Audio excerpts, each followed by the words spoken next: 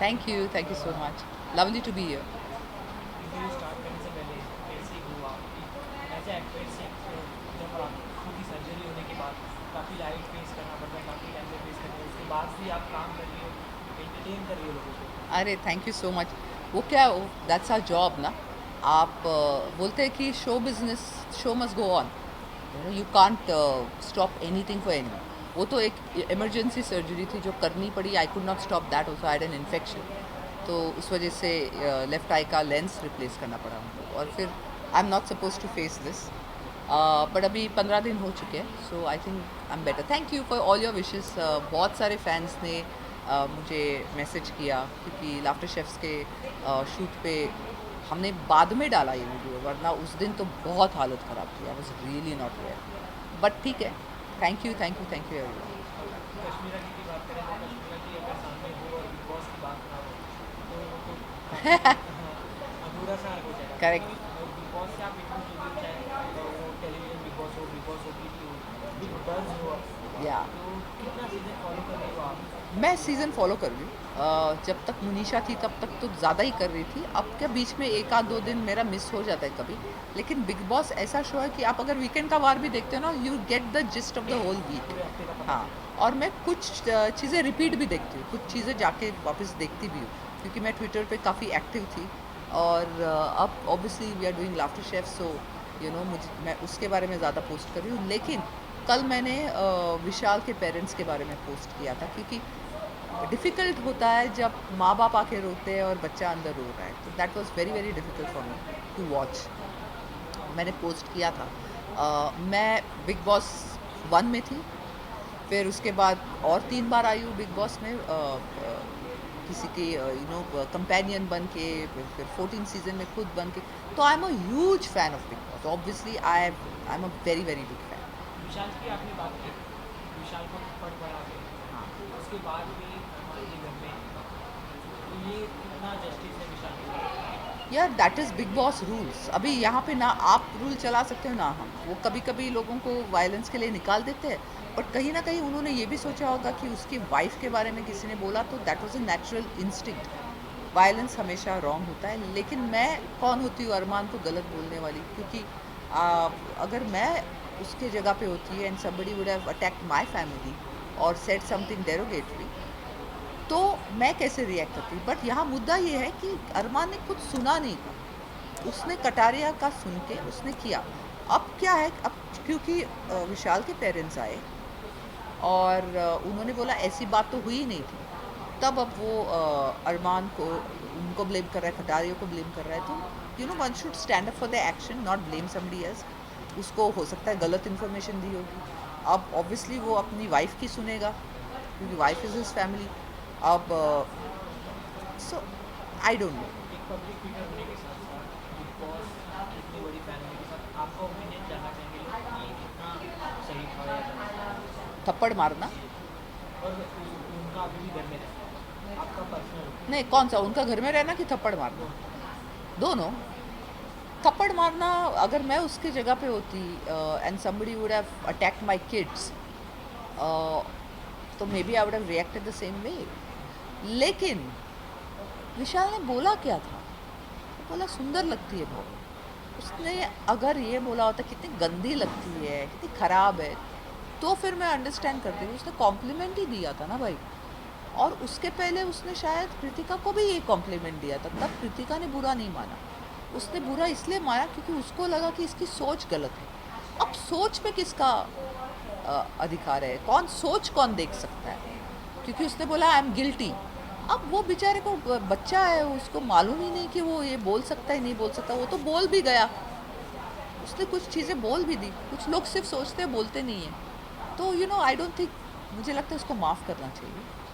And Armaan should think that he paid a compliment, it's fine, it's a compliment. बिल्कुल। आपने उनकी family जो है, उसकी फैमिली से बात की? थोड़ा ज़ोर से बोल देना उसमें। उनकी फैमिली से आपने बात की? नहीं, मैं क्या उनको जानती नहीं हूँ। नहीं, उनके विशाल के, नहीं, मैं नहीं जानती हूँ। उनके बारे में पोस्ट किया? मैंने सिर्फ पोस्ट किया, मैं नहीं जान मैंने ये पोस्ट किया कि जब कोई पेरेंट्स आता है तो it becomes very hard to see the parents suffer. मैंने ऐसा पोस्ट किया।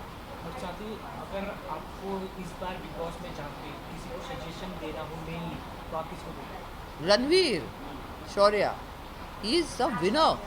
मैं उसको बोलूँगी भाई जो कर रहा है सही कर रहा है, वही करता जा, डोंट लूज कॉन्फिडेंस। और हर एक का काम ऊपर नीचे होता है, इतना मत सोचो, तुमको बहुत काम मिलेगा। हैट्स ऑफ टू यू यार रणवीर के, तुम अभी भी अपने स्टैंड पे खड़े रहते हो। I completely adore that guy, absolutely. Ranveer sure it for the win. Ranveer ji की बात की आपने, रणवीर जी का एक क्लिप काफ़ी वायरल हुआ था, आपने अगर देखा हो तो, कि उन्होंने ये चीज़ कही थी कि अगर मुझे काम होता मेरे पास तो मैं यहाँ नहीं होता।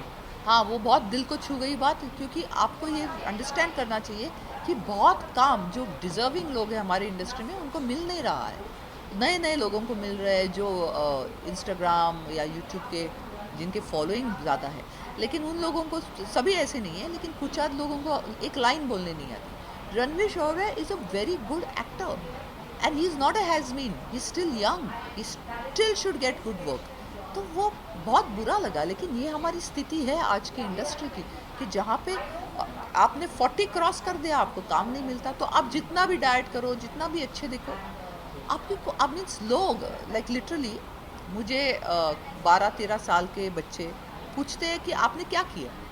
मैंने 50 फिल्में की है, बट वक्त मैं उनको क्या जवाब दूँ इंस्टाग्राम पे या फेसबुक पे? It's not worth my time. But you must understand कि कुछ लोग एक्टर्स होते हैं। Ranveer Shaurya is a very good actor, उसको चांस मिलना चाहिए। एंड उसको चांस क्या, इट विल बी योर, आपकी आपकी खुशनसीबी होगी आप उसको कास्ट करो। Is a fabulous actor. आपकी फ्रेंड मनीषा जी इवेक्ट हो गई, हाँ, बट देखो वो अंदर लोगों की वजह से इविक्ट हुई। अगर उनका इस हफ्ते इविक्शन होता जहाँ विशाल के पेरेंट्स आए हैं और अंदर के लोगों को बोला होता, तो मुनीषा इविक्ट नहीं होती। और लास्ट वीक इविक्ट इसलिए हो गई क्योंकि एवरीबडी वॉज अगेंस्ट विशाल, और मुनीषा इज विशाल्स फ्रेंड। अंदर जाके वो दोस्त बन गए, एक ही ग्रुप में थे, तो that is why she got evicted and that आपका वाज वेरी सैड। आपका क्या रिएक्शन था जब आपने ये जब अब मैंने, न्यूज़ सुनी मनीषा की इवेक्ट हो गई? no, I was very upset. Manisha messaged me first कि guys I'm back. I just got evicted.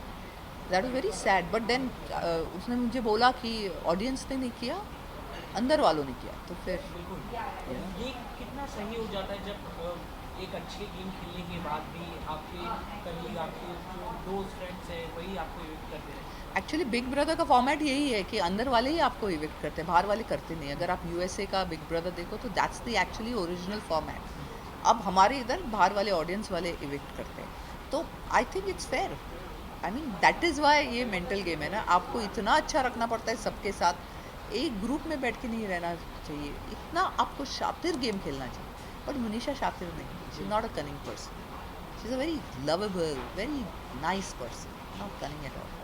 Manisha ji, Vishal ji और लव के जोड़ी को काफ़ी पसंद किया जा रहा था। आपको किस तरह का गेम लग रहा था इन तीनों का? और अभी भी उन दोनों घर में, और ये वो दोनों गेम खेल रहे हैं, प्रॉपर गेम खेल रहे हैं। Munisha was not playing a game, Munisha liked them, इसलिए Munisha was hanging out with them. Because Munisha fake नहीं है, मुनीषा को लगा वो रियल है, और मुनीषा के साथ वो काफ़ी हद तक रियल थे दोनों, तो that's why people she was hanging out with them. बाकी के लोग थोड़े फेक है, तो that's why she was not hanging out with them. और मुनीषा कंप्लीट ऑरा पे बिलीव करती है, तो Munisha went with the aura. यार विशाल और कटारिया का पहला नाम क्या है? लव कटारिया, लव लव ओ लवकेश ना, sorry, Lokesh. Lavkesh Kataria, sorry Lavkesh Kataria, I am sorry. Lavkesh को का ऑरा उनको पसंद आया है, they were pretty real with, that's why she was hanging out with. Luv की बात करें हम अगर, तो उसे अभी हाल ही में एक इंटरव्यू में अदनान शेख जो वाइल्ड कार्ड बन के आए, उन्होंने कहा कि वो तो एलविश का मैनेजर है। हाँ, तो उससे बोलने से क्या होता है, बन जाता है क्या? नहीं, मीन्स मैं बोलती हूँ आप मेरे मैनेजर, आप बन गए। एज ए इन्फ्लुएंसर अगर It doesn't बोलते matter. तो लोग काफ़ी ज़्यादा। अरे इतने कान के कच्चे मत बनो यार, किसी ने कुछ बोला, do you know him? Adnan को आप खुद नहीं जानते हो, तो उसका क्या विश्वास करो? और मैनेजर होना कोई बुरी बात है क्या? बहुत सारे लोग हैं, तो फिर वो एलविश का अगर नाम से आ रहे लोग उनको बोल रहे, तो वो कितना सही है? I don't care about this question. It doesn't, it's not important. Okay fine. So आप मनीषा जी को अगर वापस बिग बॉस में एंट्री मारना हो तो आप कितना सपोर्ट करें? I don't think she should go in again, क्योंकि मुनीषा मुनीषा है, मुनीषा रियल है, और वो जगह रियल लोगों की नहीं है। बहुत सारे लोग अंदर गेम खेलते हैं, और गेम खेलने के लिए आपको फेक बनना पड़ता है, विच इज़ नॉट रॉन्ग। तो Munisha is not somebody who plays games, तो I don't think Manisha should go again. इसी के साथ आपकी मैरिज एनिवर्सरी भी आ रही है 24 को ही, आप 18 ईयर्स कंप्लीट कर लोगे, तो क्या कुछ कहना चाहोगे? Nothing, it's like giving birth to an 18-year-old। हमारा relationship is old enough to vote now. हमने हमारा रिलेशनशिप को 18 साल हुए, मैरिज को आई थिंक 13 या 14 ईयर्स हुए।